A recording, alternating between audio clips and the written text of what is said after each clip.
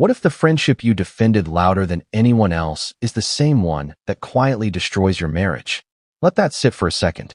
Because for years, people have asked the same question in whispers, in comment sections, in private messages that never got answered. Why did Jessica Mulroney disappear from Meghan Markle's life so abruptly? No farewell, no public fallout, no dramatic interview, just silence. A clean cut, so sharp it made everyone uncomfortable. But before we continue, please subscribe and turn on the notification bell for updates. And now, that silence is cracking. This story doesn't begin with scandal. It begins with loyalty. The kind of loyalty where you go on television to defend someone when the world is tearing them apart. The kind where you stake your own reputation on another person's character. Jessica did that. Publicly. Repeatedly. When others backed away, she stood firm. And that's what makes what comes next so unsettling. Because people don't walk away from that kind of loyalty for nothing. Here's what makes this moment different. Time has passed. Careers have shifted. Alliances have changed. And the incentive to stay quiet is gone. According to Jessica, the truth she buried wasn't about gossip or jealousy or clout. It was about a line crossed inside her own home. A moment she says she tried to rationalize, minimize, and forget. Because admitting it would mean admitting that someone she trusted completely may have violated more than just boundaries. Ask yourself this. If something happened in your inner circle, something deeply uncomfortable, would you speak immediately? Or would you convince yourself it wasn't what it looked like? That's where this story lives. In that gray space between denial and realization. For years, the public narrative was simple. They drifted apart. People change. Fame creates distance. But behind the scenes, Jessica says the distance wasn't gradual. It was instant, surgical, and it came after a night she allegedly replayed in her head over and over, trying to find an explanation that didn't end everything. She didn't speak, not to the press, not to friends, not even, at first, to herself.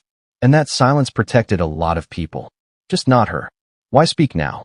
Because watching the story be rewritten without her voice became unbearable. Because staying quiet began to feel like complicity. And because, according to her, the emotional cost of silence finally outweighed the fear of being disbelieved. But here's the part no one talks about. Jessica says the most painful betrayal wasn't just what allegedly happened. It was what happened after. The denial, the dismissal, the sense that someone else's image mattered more than her reality. And just when she thought the chapter was closed, something surfaced years later that reopened everything. Something public, something careless, something that made her realize the silence was no longer protecting the truth. But what happened that night? And why did it fracture a friendship that once looked unbreakable? That's where this really begins. Everyone saw the photos, the smiles, the effortless closeness. From the outside, this wasn't just a friendship. It looked like a sisterhood. The kind that survives pressure, fame, and distance. Jessica Mulroney wasn't just a casual acquaintance in Meghan's orbit. She was trusted, invited in, defended fiercely. When critics came for Meghan, Jessica didn't hesitate. She spoke up, loudly, publicly, risking backlash of her own. And that's the first contradiction people miss. You don't defend someone that hard if the bond is shallow. Behind closed doors, their lives were intertwined in subtle ways. Shared spaces, private conversations, long stretches of time where familiarity erased formality. The kind of closeness where boundaries aren't clearly stated because you assume they're understood. But assumptions can be dangerous. Jessica would later describe this period as emotionally confusing. Not because anything obvious happened at first, but because something felt off. Little moments she brushed aside. Comments that made her pause, then laugh off. Interactions that felt slightly intrusive, but not enough to justify confrontation. At least, not yet. Ask yourself this. How many times have you ignored discomfort because you didn't want to seem dramatic? That's the trap. The warning signs don't arrive screaming. They whisper. And when the person involved is someone you've vouched for publicly, someone the world already sees as controversial, the last thing you want is to add fuel to the fire. So you rationalize. You tell yourself you're misreading things. You protect the friendship by protecting the illusion. Jessica did that. She leaned into loyalty, into normalcy, into the idea that closeness sometimes creates awkwardness and that it doesn't mean anything deeper. After all, this was someone she trusted around her family, around her husband, around her children, which is exactly why what came next hit so hard. Because according to Jessica, the moment that changed everything didn't happen in public. It didn't happen under flashing cameras or whispered rumors. It happened in a place that was supposed to be safe, familiar, controlled, her own home. She would later say that the shock wasn't just about the alleged behavior itself. It was about how quickly her sense of reality fractured. One moment she was hosting someone she considered family. The next, she was questioning whether she had misunderstood the nature of that relationship entirely. And here's where the emotional weight deepens. Jessica didn't explode. She didn't accuse. She didn't call anyone out. Instead, she froze. Internally, she replayed the moment again and again, searching for a version of it that didn't require a reckoning. A version where nothing crossed a line. A version where silence was easier than confrontation. Have you ever stayed quiet because speaking up would shatter everything at once? That silence would become the beginning of the end. Because while the public still saw unity, something inside Jessica had shifted permanently. Trust, once cracked, doesn't announce itself. It leaks. Slowly. Quietly. Until one day, the connection that once felt unbreakable suddenly feels impossible to maintain. And the night, she says, changed her perception of everything wasn't over yet. Because what happened after, the reactions, the lack of accountability, and the unspoken expectations placed on her would push this story into territory no one was prepared for. But the real breaking point didn't come immediately. It came later. And when it did, there was no going back.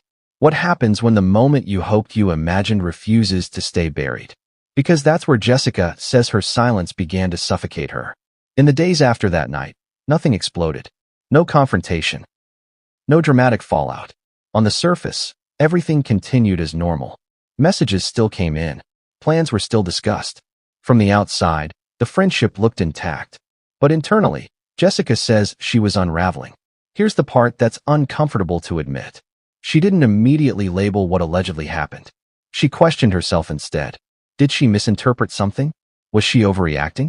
Was she projecting discomfort onto a situation that didn't deserve it? That kind of self-doubt doesn't come from weakness.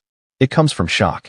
According to Jessica, the emotional weight wasn't just about the moment itself, but about what it implied. Because if her instincts were right, then someone she trusted deeply had crossed a boundary that could never be uncrossed.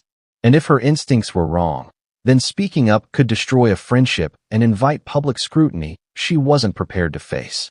So she stayed quiet. But silence doesn't erase confusion. It amplifies it. She began watching interactions more closely, replaying conversations, noticing things she hadn't noticed before, patterns that suddenly felt less innocent when viewed through a different lens. And that's when the emotional toll started bleeding into her marriage. Not because of accusations, but because of distance. Jessica has suggested that the hardest part was carrying something she couldn't fully explain without detonating everything. Imagine sitting across from your spouse, wanting to protect them, while also trying to protect yourself from the consequences of telling the truth too soon. How do you even begin that conversation? She didn't, at first. Instead, she did what many people do in moments of crisis. She compartmentalized. She told herself she could manage it privately, that cutting off contact quietly would be enough. No explanation, no closure, just distance. And that's exactly what she did. One day, the communication stopped. Invitations were declined.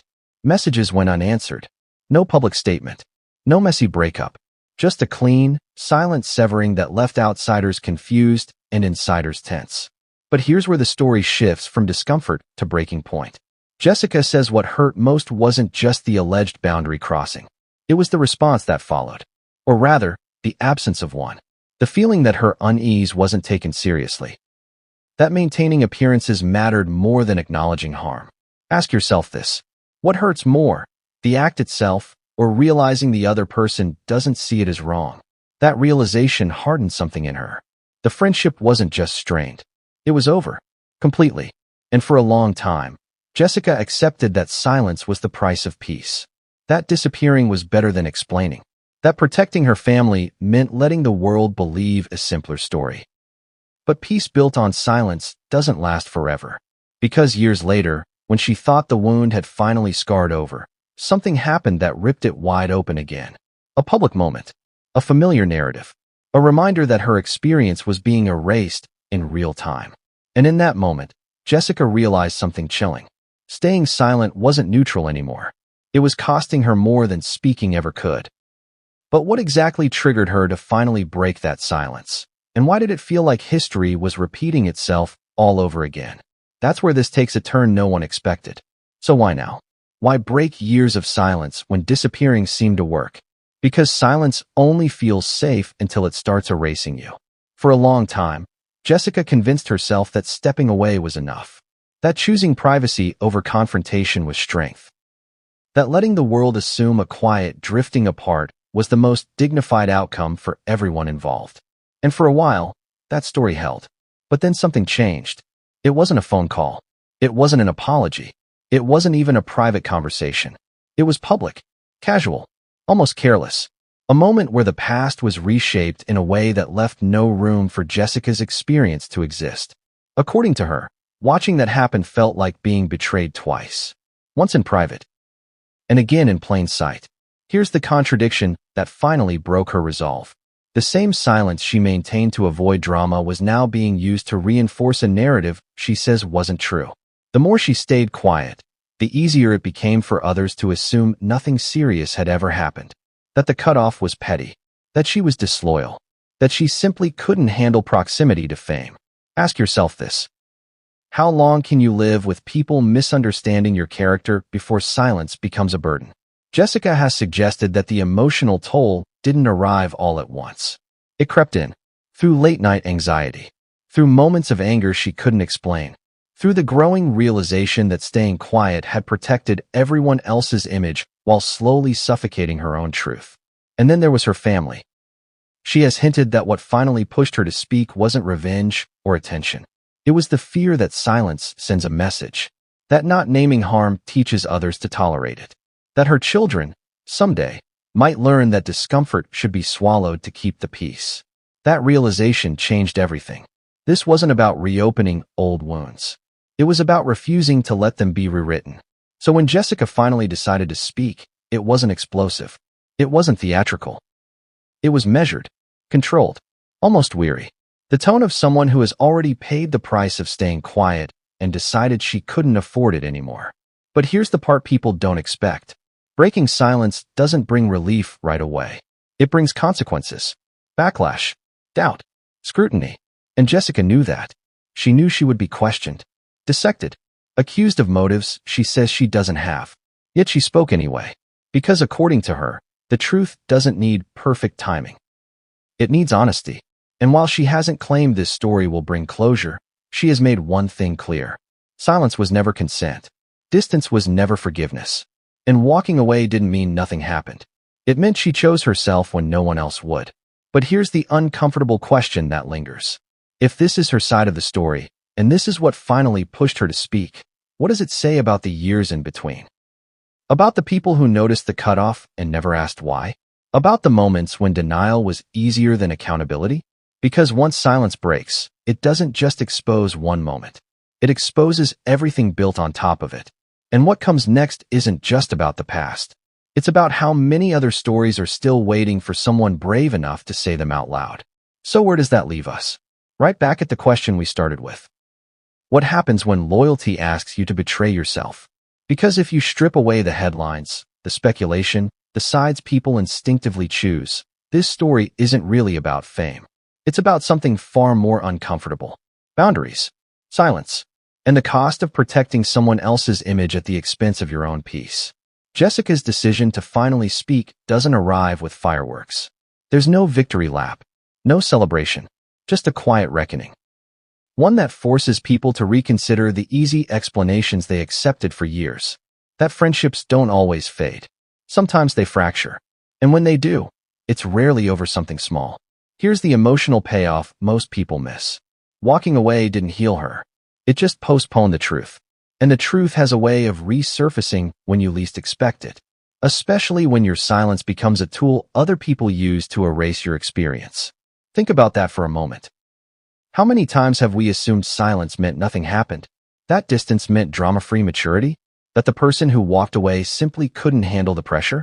What if silence actually meant survival? Jessica isn't asking to be believed without question. She's asking to be heard. And there's a difference.